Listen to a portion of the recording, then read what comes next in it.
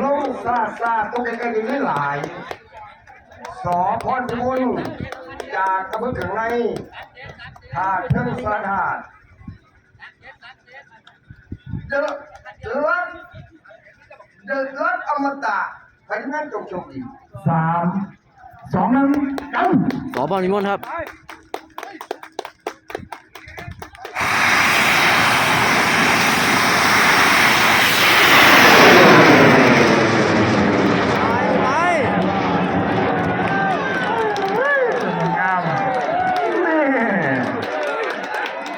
ดีของเขาจริงๆที่นี่เลย